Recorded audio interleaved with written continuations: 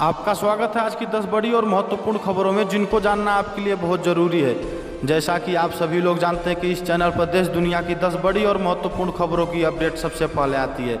इसी के साथ सबसे पहले हम बता दें कि किन 10 बड़ी खबरों के बारे में इस वीडियो में विस्तार से चर्चा करेंगे। पहली बड़ी खबर, किसान बिल पर बोले पीएम मोदी, देश का किसान देख रहा है कौन है जो बिचौलियों के साथ खड़े हैं। एसबीआई ग्राहक ध्यान दे, बैंक ने बदले ये 4 नियम।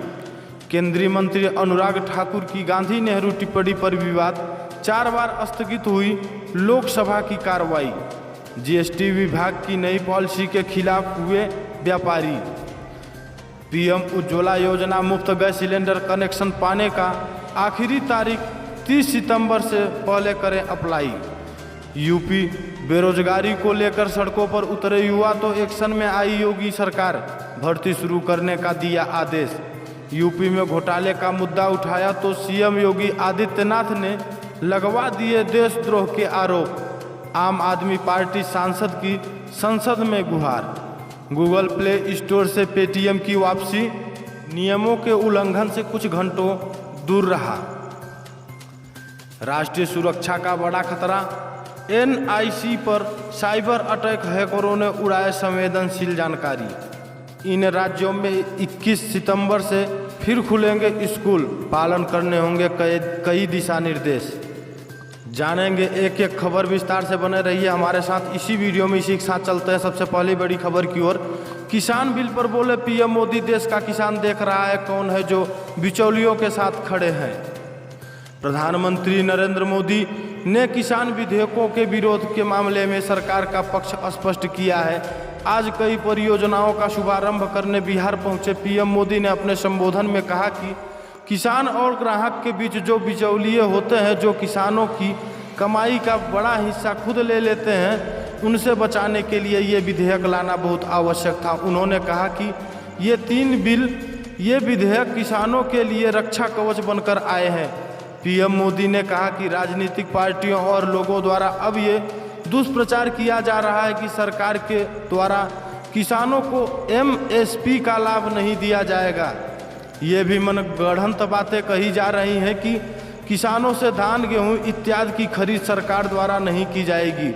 उन्होंने जोर देकर कहा कि ये सरासर झूठ है, गलत है, किसानों को धोखा है। लेकिन ऐसे लोग भूल रहे हैं कि देश का किसान जागृत है। वह ये देख रहा है कि कुछ लोगों को किसानों को मिल रहे नए अवसर पसंद नहीं आ रहे। देश का किसान देख रहा है कि वो कौन से लोग हैं जो बिचौलियों के साथ खड़े हैं।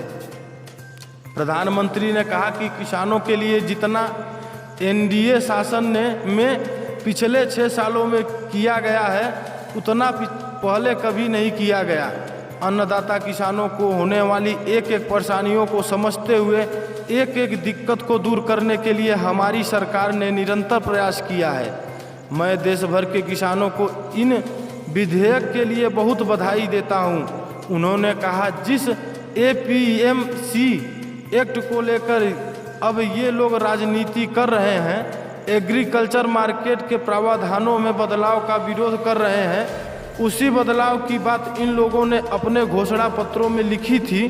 लेकिन अब जब एनडीए सरकार ने ये बदलाव कर दिया है तो ये लोग इसका विरोध करने पर उतर आए हैं। पीएम ने कहा कि कोई भी व्यक्ति अपना उत्पाद जहां चाहे वहां बेच सकता है, लेकिन केवल मेरे किसान भाई बहनों को इस अधिकार से वंचित रखा गया था। अब नए प्रावधान लागू होने के कारण किसान अपनी फसल को देश के किसी भी बाजार में अपनी मनचाही कीमत पर बेच सकेगा। उन्होंने कहा, मैं आज देश के किसानों को स्पष्ट संदेश देना चाहता हूं, आप किसी भी तरह के भ्रम में मत पड़िए।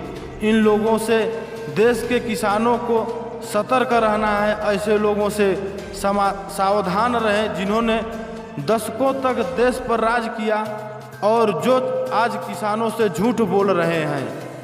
इसी के साथ चलते हैं अगली बड़ी खबर की ओर। एसबीआई ग्राहक है तो ध्यान दें, बैंक ने बदले ये 4 नियम। अगर आपका खाता एसबीआई में है तो ये खबर वाकई आपके लिए बड़े काम की है। देश के सबसे बड़े बैंक भारतीय स्टेट बैंक एसबीआई ने सितंबर महीने में अब तक कई बदलाव किए हैं। ये बदलाव फिक्स डिपॉजिट, लोन, एटीएम से कैश निकासी से जुड़े हैं। इस बदलाव का ग्राहकों पर सीधा असर डालेगा।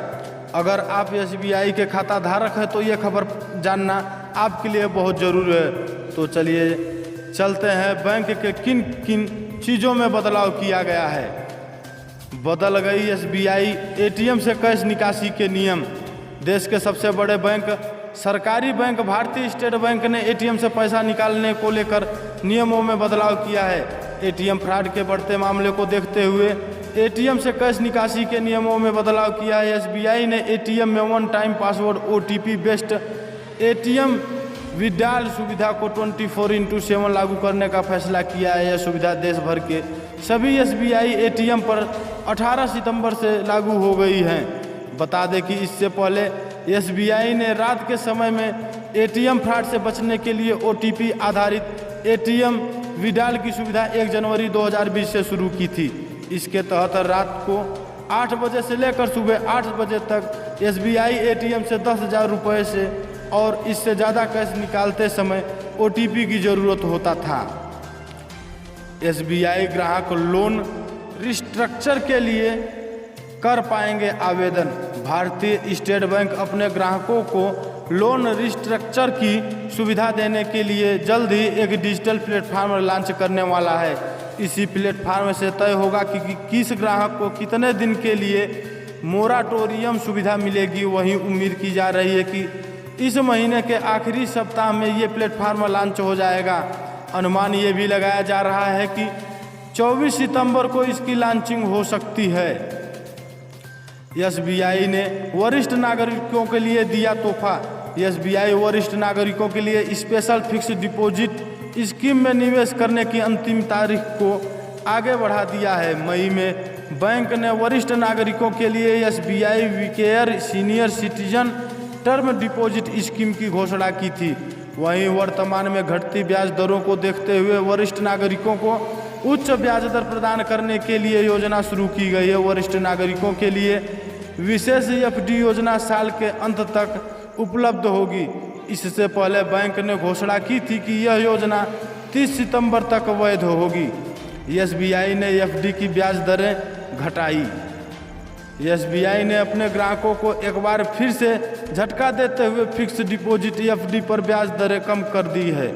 एसबीआई ने 2 करोड़ रुपए से कम की रिटेल डोमेस्टिक टर्म डिपॉजिट पर ब्याज 1 या 2 साल की अवधि पर 0.20% तक घटा दी है।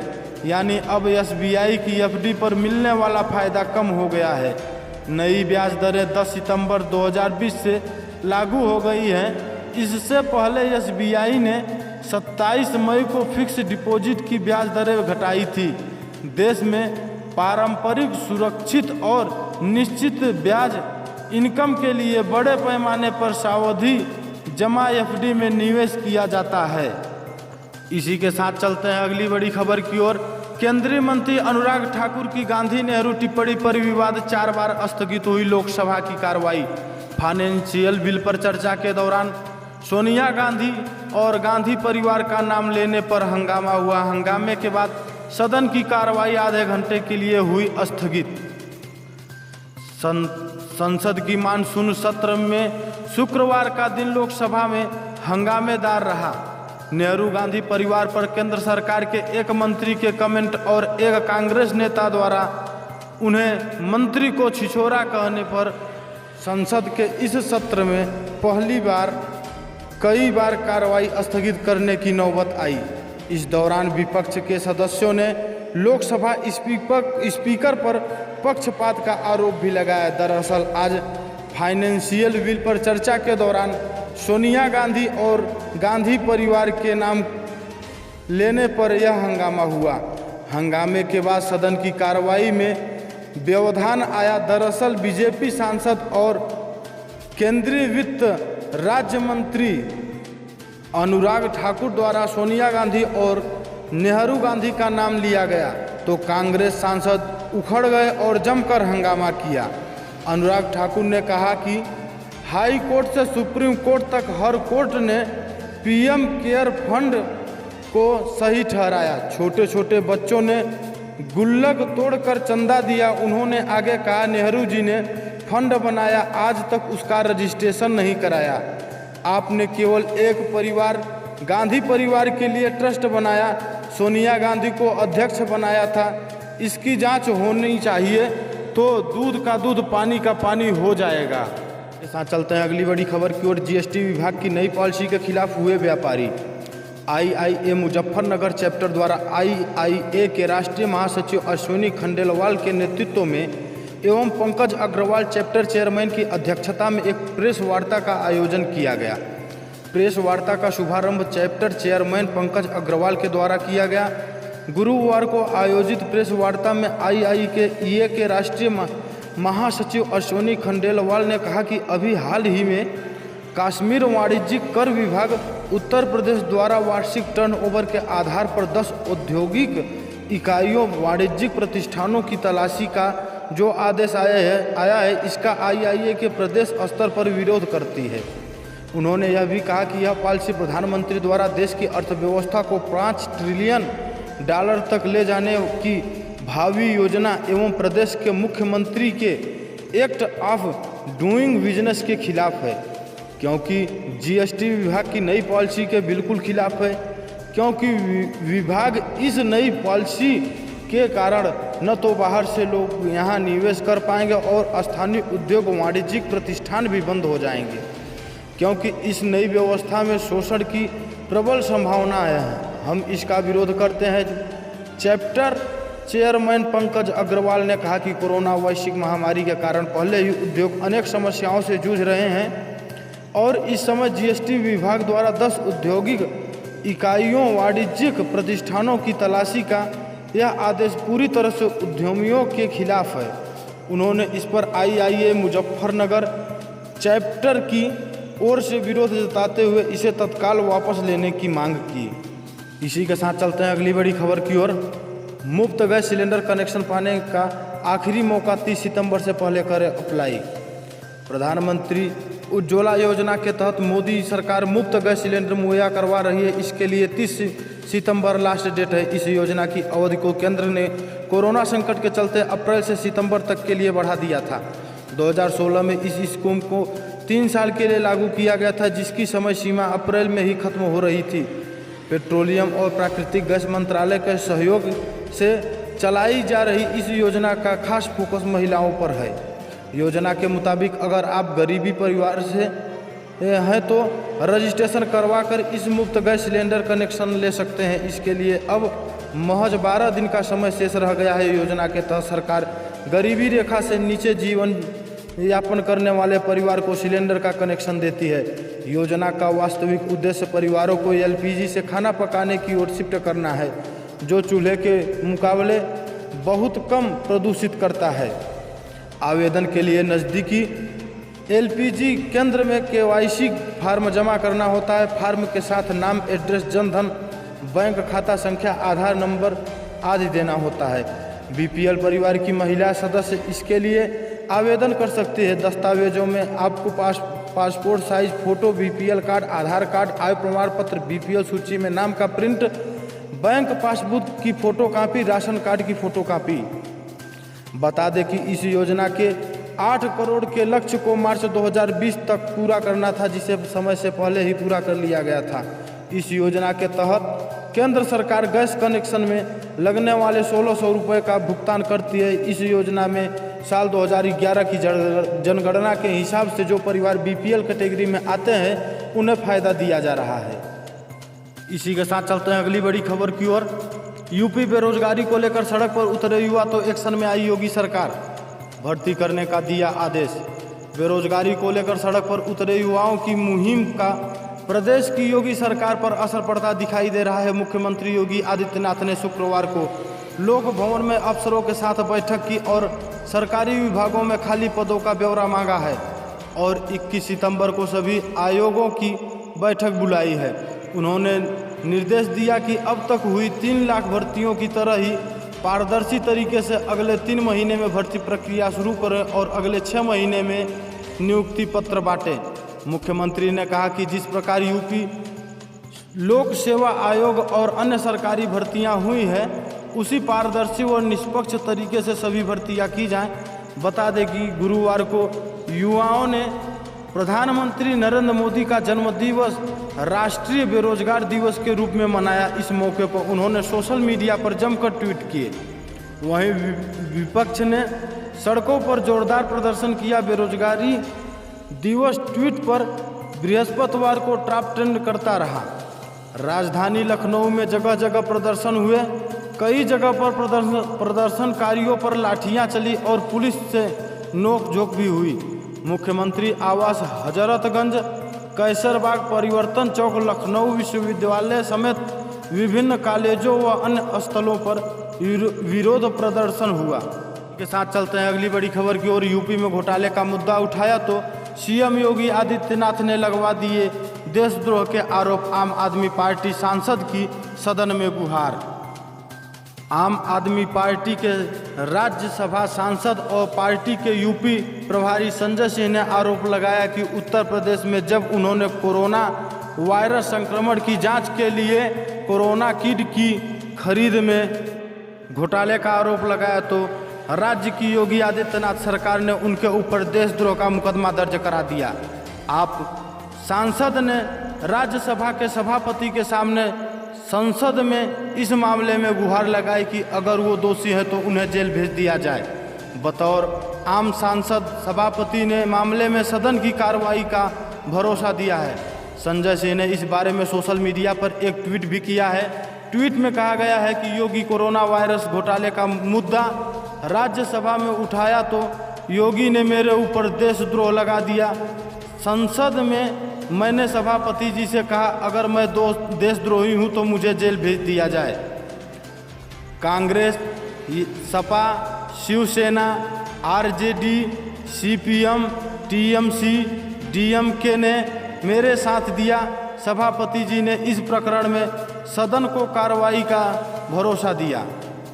बता दें कि लखनऊ पुलिस ने राज्य में योगी सरकार के खिलाफ जातिगत सर्वे का ऑडियो टेप बनाने के आरोप में संजय सिंह पर देशद्रोह का केस दर्ज किया है। लखनऊ के हजरतगंज कोतवाली में संजय सिंह के खिलाफ पहले से ही दर्ज मुकदमे में देशद्रोह के साथ साथ साजिश रचने, धोखाधड़ी करने की भी धाराएं जोड़ी गई है। इसके अलावा आईटी एक्ट की धाराएं केस में जोड़ी गई हैं। पुलिस ने संजय सिंह को इस बाबत सम्मन भेजकर 20 सितंबर को पेश होने को कहा। सम्मन में लिखा गया है कि अगर 20 सितंबर तक पेश नहीं होते हैं तो आगे की कार्रवाई की जाएगी। इसी के साथ चलते हैं अगली बड़ी खबर की ओर। गूगल प्ले स्टोर में पेटीएम की वापसी, जानिए किस वजह से कुछ घंटों तक गायब रहा ऐप। गूगल प्ले स्टोर में पेटीएम की वापसी हो गई है। एक बार फिर गूगल प्ले स्टोर में यह डाउनलोड के लिए उपलब्ध हो गया है। कंपनी ने ट्वीट करके इसकी जानकारी दी है। पेटीएम की ओर से हाल ही में ऐप पर लॉन्च किए गए गेम से कैशबैक फीचर को वापस लिए जाने के बाद गूगल में इसे प्ले स्टोर में दोबारा शामिल किया। इससे पहले गूगल ने शुक्रवार को कहा कि उसने पेटीएम ऐप को खेलों में सट्टेबाजी संबंधी गतिविधियों पर अपनी नीति के उल्लंघन के चलते प्ले स्टोर से हटा दिया है। पेटीएम ऐप को डाउनलोड या अपडेट नहीं किया जा सकता था, लेकिन इस ऐप के मौजूदा उपयोगकर्ताओं पर फिलहाल कोई असर नहीं पड़ा। गूगल ने शुक्रवार को एक ईमेल के जवाब में कहा, ऐप को प्ले नीतियों के उल्लंघन के चलते ब्लॉक किया गया है। हमारी नीति के संबंध में आईपीएल टूर्नामेंट से पहले आज एक स्पष्टीकरण जारी किया गया है। गूगल ने यह भी कहा कि इस कदम से केवल प्ले स्टोर पर ऐप की उपलब्धता प्रभावित होगी और इसके उपयोगकर्ताओं पर कोई असर नहीं होगा। इस बीच पेटीएम ने एक ट्वीट किया कि यह नए डाउनलोड या अपडेट के लिए Paytm Android app Google play store पर अस्थायी रूप से उपलब्ध नहीं है। कंपनी ने कहा यह ऐप बहुत जल्द प्ले स्टोर पर वापस आ जाएगा। आपका पूरा धन पूरी तरह सुरक्षित है और आप अपने पेटीएम ऐप का सामान्य रूप से उपयोग कर सकते हैं। पेटीएम डिजिटल लेन देन की एक लोकप्रिय ऐप है। चलते हैं अगली बड़ी खबर की ओर। राष्ट्रीय सुरक्षा पर बड़ा खतरा, एनआईसी पर साइबर अटैक, हैकरों ने उड़ाया संवेदनशील जानकारी। भारत की सबसे बड़ी डाटा एजेंसी राष्ट्रीय सूचना विज्ञापन केंद्र नेशनल इंफॉर्मेटिक्स सेंटर NIC पर साइबर हमले की खबर सामने आ रही है। इस हमले को लेकर दिल्ली पुलिस की स्पेशल सेल ने मामला दर्ज कर जांच शुरू कर दी है। माना जा रहा है कि इस साइबर हमले के माध्यम से NIC के कई कंप्यूटरों को निशाना बनाया गया और संवेदनशील जानकारी को उड़ा लिया गया। दिल्ली पुलिस की स्पेशल सेल को मिली जानकारी के मुताबिक NIC के सिस्टम पर ईमेल के माध्यम से मालवेयर भेजा गया। इसमें एक लिंक पर क्लिक करते ही सारी जानकारियां गायब हो गई, जिसके बाद दिल्ली पुलिस को सूचना दी गई। जानकारी सामने आते ही दिल्ली पुलिस की स्पेशल सेल ने कमान संभाल लिया और मामले की जांच शुरू कर दी। NIC के कर्मचारी की शिकायत पर जब मेल की जांच की गई तो उसका लिंक बेंगलुरु की कंपनी से जुड़ा पाया गया। पुलिस की जांच में इस कंपनी का IP एड्रेस ट्रेस हुआ है। ये कंपनी अमेरिकी बेस्ट कंपनी से जुड़ी है। के साथ चलते हैं अगली बड़ी खबर की ओर। इन राज्यों में 21 सितंबर से फिर खुलेंगे स्कूल, दिशा निर्देश का करना होगा पालन। कोरोना के बढ़ते मामले के बीच गृह मंत्रालय की तरफ से लॉकडाउन 4 के तहत स्कूलों को खोलने की अनुमति दी जा चुकी है। सरकार की गाइडलाइन के मुताबिक 21 सितंबर से कुछ शर्तों के पाबंदियों के साथ स्कूली गतिविधियों को शुरू किया जा सकता है। हालांकि स्कूलों को फिर से खोलना अनिवार्य नहीं है और इस बारे में फैसला राज्य को करना है। यही कारण है कि कोरोना संक्रमण को देखते हुए कई राज्यों ने इसकी मंजूरी नहीं दी है। फिर भी कुछ ऐसे राज्य हैं जिन्होंने 21 सितंबर से स्कूलों को खोलने का फैसला किया है। असम सोमवार से 9वीं और 12वीं के छात्रों के लिए अगले 15 दिनों के लिए कक्षाएं फिर से शुरू होगी, जिसके बाद स्थिति की समीक्षा की जाएगी। हरियाणा, दिल्ली की तरह यहाँ के सीनियर छात्र की ज़रूरत पड़ने पर अपने स्कूल जा सकेंगे, लेकिन स्कूल बंद रहेंगे। हरियाणा के करनाल और सोनीपत में 2 सरकारी स्कूल पहले से ही ट्रायल के तौर पर खुल चुके हैं। उन्होंने छात्रों को रंगों के आधार पर समूहों में विभाजित किया है ताकि वे और उनके शिक्षक सामाजिक दूरी बनाए रखें। आंध्र प्रदेश, कंटेनमेंट जोन के बाहर के सरकारी निजी सहायता प्राप्त शिक्षण संस्थान फिर से खुलेंगे। जम्मू कश्मीर, रिपोर्ट के मुताबिक जम्मू कश्मीर में स्कूल 21 सितंबर से आंशिक रूप से फिर से खुलेंगे। दिल्ली, राष्ट्रीय राजधानी में 5 अक्टूबर तक स्कूल बंद रहेंगे। इसके पहले उन्होंने सीनियर छात्रों कक्षा 9 से 12वीं को शिक्षकों के मार्गदर्शन के लिए स्कूलों में जाने की अनुमति देने का फैसला किया था, लेकिन शुक्रवार को सरकार ने स्पष्ट कर दिया कि दिल्ली में 5 अक्टूबर से पहले स्कूलों को आंशिक तौर पर नहीं खोला जाएगा। इसके अलावा गुजरात, उत्तर प्रदेश, केरल, उत्तराखंड में कक्षाएं फिर से शुरू नहीं होंगी। गौरतलब है कि केंद्र सरकार की तरफ से अनलॉक 4 के तहत 21 सितंबर से 9वीं से 12वीं के छात्रों के लिए स्कूल खोलने की इजाज़त दी गई थी। हालांकि सरकार